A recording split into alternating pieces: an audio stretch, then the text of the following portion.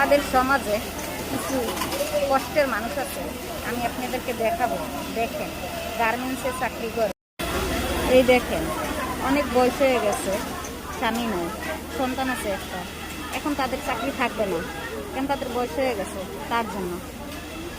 এমনই অনেক কষ্টের লোক আছে, দেখেন তারা কি করে খাবে, বুঝছেন?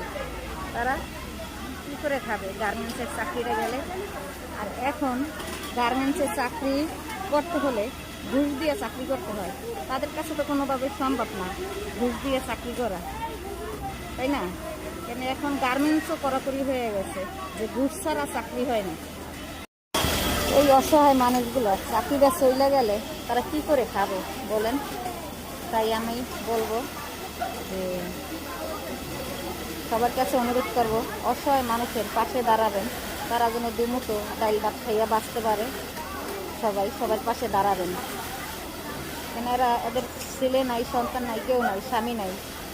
এরা গার্মেন্টসে দেখেন অনেক কষ্ট করে কাজ করে করে দুটো ডাল ভাত খায়। সেটাও যদি বন্ধ হয়ে যায় তাহলে তাদের মরণ ছাড়া আর কোনো উপায়ই থাকবে না। তো আমার ভিডিওটা যদি ভালো লাগে অবশ্যই লাইক কমেন্ট শেয়ার করে দেবেন। আপনাদের একটা লাইক কমেন্ট শেয়ারে এদের রিজিকের দরজা খুলে যেতে পারে।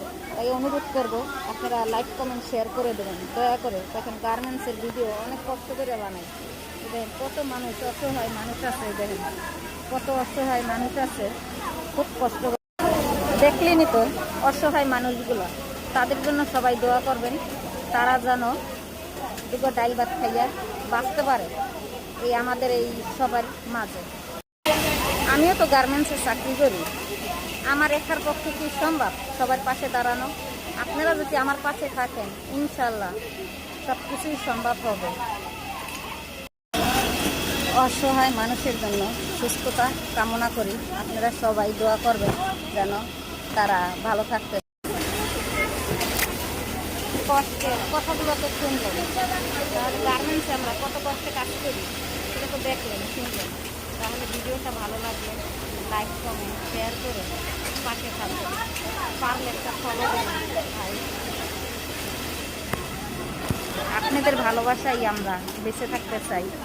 দেখেন এত কষ্ট করে ভিডিওগুলো বানাই, দেখেন অসহায় মানুষগুলো নিয়ে।